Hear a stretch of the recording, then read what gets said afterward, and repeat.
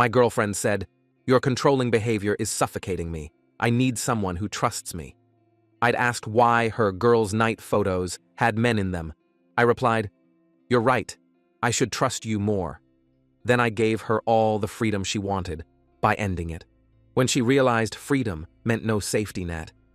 I, 31 male, am currently sitting in my living room, drinking a beer that cost $2.50 and enjoying the absolute silence of an apartment that no longer smells like overpriced vanilla candles and deception.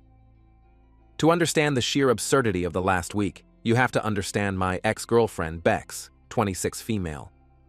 Bex is someone who speaks fluent TikTok therapy. Everything is a boundary, every disagreement is gaslighting, and any expectation of accountability is toxic behavior.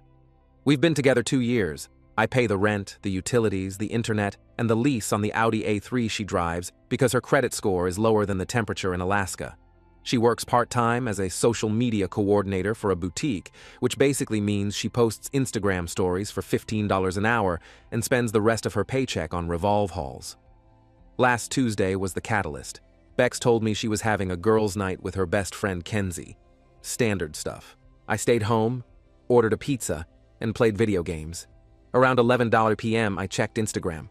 Kenzie had posted a story. It was a boomerang of them clinking martini glasses at a high-end lounge downtown. Cute. Except, in the mirrored wall behind them, you could clearly see the reflection of the table. Sitting right next to Bex, with his hand casually draped over the back of her chair, was a guy. Not just any guy. This was Tyler, a promoter she had met a few months ago who she swore was just super well-connected and helpful for her career. I zoomed in. In the next frame of the story, a still photo, Tyler's hand was on her thigh. I didn't explode. I didn't smash things. I just screenshotted it. When she came home at 2 a.m., smelling like tequila and expensive cologne, I was awake. "Hey," I said, sitting on the couch. "How was girls' night?" "So fun," she chirped, kicking off her heels. "We just danced and talked. I'm exhausted." "Did Tyler dance too?" I asked calmly. She froze. The color drained from her face, then immediately rushed back in a shade of indignant red. "You were stalking my Instagram?" she snapped. "I watched Kenzie's public story, Bex. His hand was on your leg." She didn't deny it. Instead, she went on the offensive. This is her signature move. "Oh my God, Lucas. This is exactly what I'm talking about. You are so suffocating. It was innocent. Tyler is a friend. Why do you always have to make everything into a crime scene?" "His hand was on your thigh," I repeated. "He was being friendly. You're just insecure." She threw her hands up, pacing the room. "I can't do this anymore. Your controlling behavior is suffocating me. I need space. I need someone who trusts me implicitly without checking up on me every 5 seconds. I need freedom." She stood there, chest heaving, waiting for me to apologize. Usually this is the part where I back down, say I'm sorry for being paranoid, and buy her a sorry gift. But something in me snapped. Maybe it was the overdraft fee I paid last week because she used my card for a vital hair appointment. Maybe it was the lie. "You're right," I said. She blinked. "I am?" "Yes, you are absolutely right. I don't trust you. And you shouldn't be with someone who doesn't trust you. You need freedom." I stood up and walked to the door. "So you're free. We're done." She laughed. A dry, incredulous laugh. "Okay, Lucas, stop being dramatic. I'm going to bed." "No," I said, blocking the hallway. "I'm breaking up with you. The relationship is over. You want a man who trusts you? Go find him. But you can't live here anymore." "You can't kick me out," she shrieked. "I live here." "You're not on the lease, Bex. You've never paid a dime of rent. You're a guest. And I'm revoking your invitation." "It's 2 a.m. Go to Kenzie's, or Tyler's, since he's such a good friend." She stared at me, realizing I wasn't bluffing. Then the entitlement flared. "Fine, I'll leave. I don't want to be around your toxic energy anyway." She grabbed her purse and slammed the door. She didn't take a bag. She didn't take her charger. She assumed she'd be back in the morning when I came to my senses. I locked the deadbolt. Then I engaged the chain. Update 1. It has been 48 hours and the realization is starting to set in for her. The morning after she left, I received a barrage of texts. Not apologies, mind you, demands. "Bex, 8 a.m.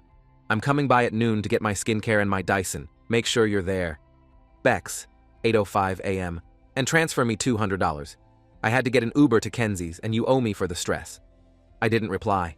Instead, I went to Home Depot and bought 10 large moving boxes. I spent the entire day packing. I'm a logistics manager for a shipping company. I know how to pack efficiently. Clothes in one, shoes in another, that horrific collection of beige hats in a third. I put everything in the living room. At noon, she tried to unlock the door. I had rekeyed the smart lock via the app at 2:05 a.m. that night. She couldn't get in. She started pounding on the door. "Lucas, open the damn door! My Sephora package is inside!" I opened the door. I blocked the entrance with my body. "Hey," I said. "Your boxes are right here." She tried to push past me. "I'm not moving out. You're being insane. We just had a fight." "We broke up," I corrected.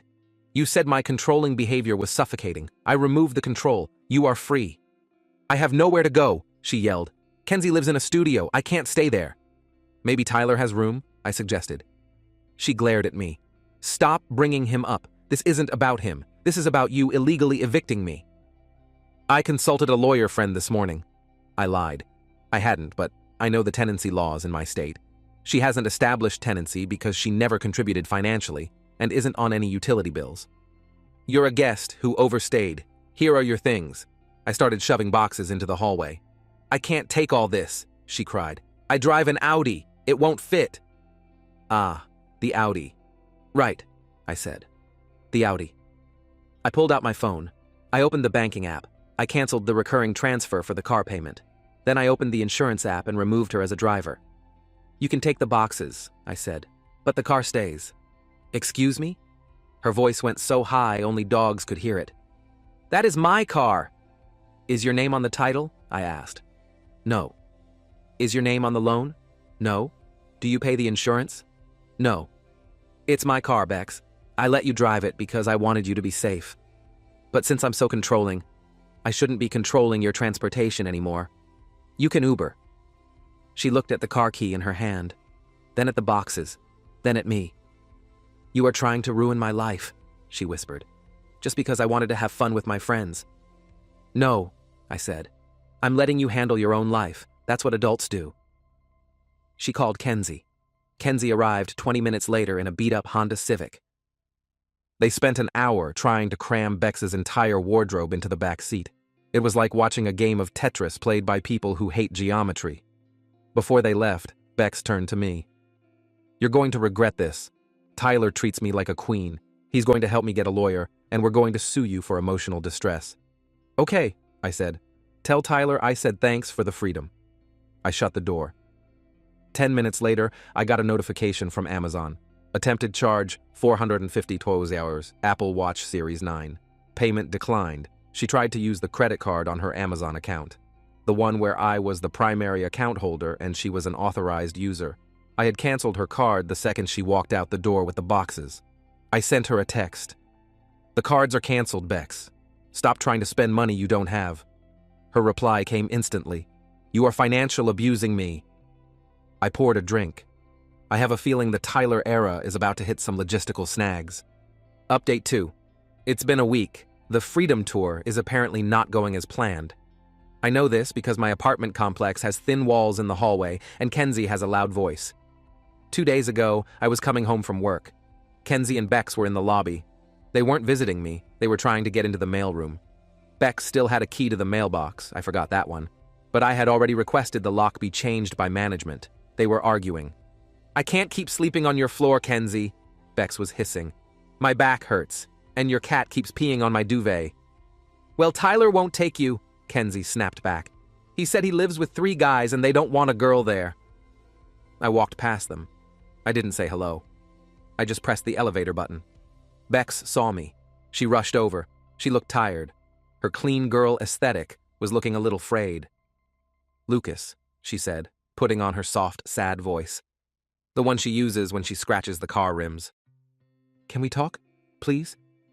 "I'm busy," I said. The elevator arrived. She blocked the door with her foot.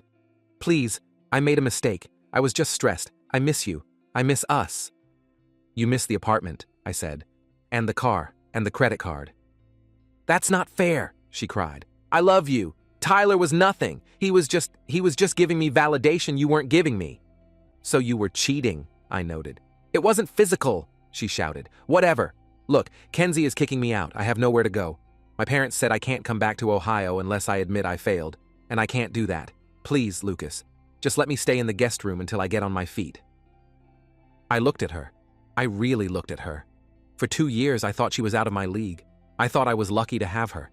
Now, I saw a 26-year-old woman with no skills, no plan, and no gratitude, demanding a safety net she felt entitled to. No, I said. What am I supposed to do? She wailed. I have no money. My paycheck doesn't come until Friday and it's only $400. That sounds like a problem for someone with freedom, I said. You wanted to be independent? This is what it looks like. It costs money. I pushed her foot away gently with my work boot and let the elevator doors close. As the door shut, I heard Kenzie say, I told you he wasn't going to buy it. You need to sell the Gucci bag. I can't sell the Gucci bag, Bex screamed. It's my identity. When I got upstairs, I did a full sweep of the apartment just to make sure I hadn't missed anything of hers. I found a stash of her emergency cash in a hollowed-out book. It was $40. I put it in an envelope and taped it to the outside of my door with her name on it. Yesterday, I got a call from an unknown number. It was Tyler. Yo, bro, he said. He sounded exactly like a guy who wears sunglasses indoors. Look, Bex is freaking out. She's at my place right now crying. You need to step up, man. You can't just leave a girl on the street. She's at your place? I asked. I thought you didn't want a roommate. I don't, he said quickly. That's the point. She's killing the vibe. She keeps talking about rent and lawsuits. You need to take her back. She's your problem. She's not property, Tyler, I said, enjoying this immensely. She's a free spirit. She chose you. You won. Enjoy the prize. Man, I can't afford her, he blurted out. She wants to go to Nobu tonight because she's sad. I work at a juice bar part-time. Sounds rough, I said. Maybe you guys can split a wheatgrass shot. I hung up and blocked the number. Then the dirty tricks started. This morning, I woke up to an email from my landlord.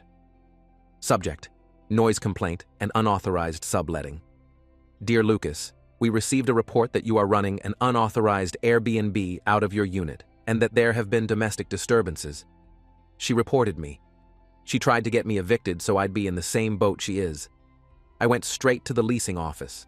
I showed them the texts. I showed them the timeline. I explained that a disgruntled ex who doesn't live there is trying to swat me via HOA complaints. The property manager, a woman named Sheila who has seen everything, sighed. Is it the girl with the fake tan? Yes. She tried to get a spare key yesterday, claiming she lost hers. I told her she's not on the lease. She screamed at me that I was internalizing misogyny. I'm sorry, I said. I've changed the locks, and she has no access. Don't worry, Sheila said. I'll flag her file. If she comes on the property again, we're trespassing her. Bex tried to burn the house down because she couldn't live in it. I just got a notification on my phone, my car insurance app. Policy update. Vehicle Audi A3 has been reported stolen. She didn't report it stolen. She called the insurance company pretending to be me, she knows my social, to report it stolen, probably hoping the cops would pull me over or it would cause a hassle. Joke's on her. I have a voice passcode on my insurance account because of identity theft issues years ago. They flagged the call as fraudulent immediately.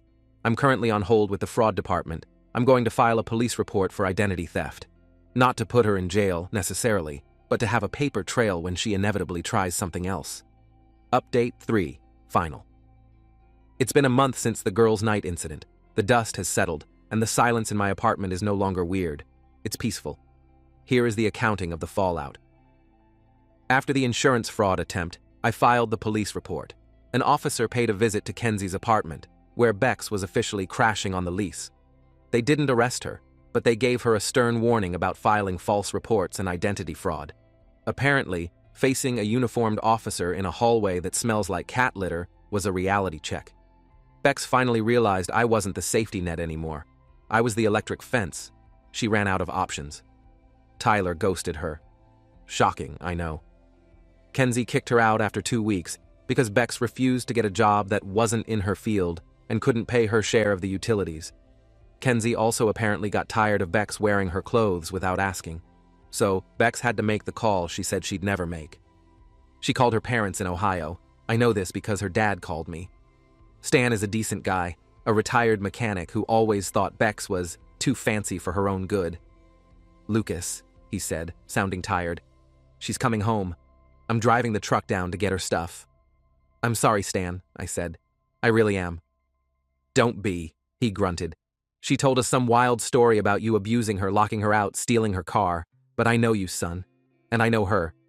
I asked her straight up, "Did you cheat?" She got quiet. That's all I needed to know. Stan came by last Saturday. He looked around the apartment, saw the boxes I'd neatly stacked, still there, and shook his head. "She blew a good thing," he said. "She wanted freedom," I replied. "She wanted a free ride," Stan corrected. "She's gonna be working at the auto shop with me, answering phones, minimum wage plus tips if she's nice to the customers. She ain't gonna like it."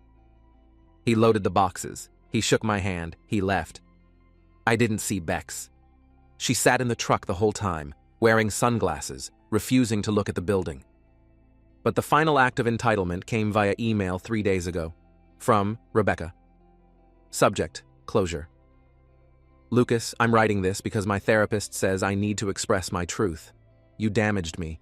You took away my home, my car, and my dignity just because I made one mistake. You clearly never loved me if you could discard me so easily.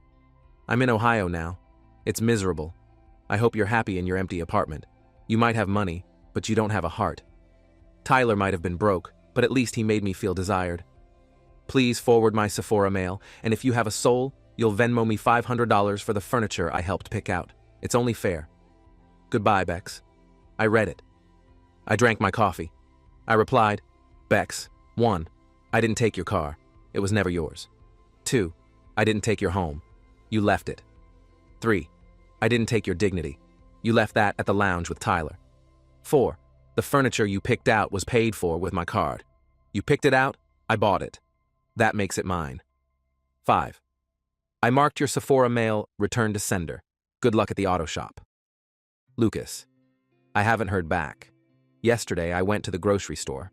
I bought the expensive steak. I bought the good beer. I bought a new throw blanket for the couch because the old one reminded me of her. I sat down, ate my steak, and watched a movie without anyone pausing it to check Instagram or complain that the actor was problematic. I checked my bank account. For the first time in 2 years, the savings number went up significantly this month.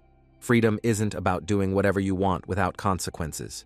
Freedom is realizing you don't have to pay for someone else's mistakes anymore. She got her freedom. I got mine. And honestly, mine tastes a lot better.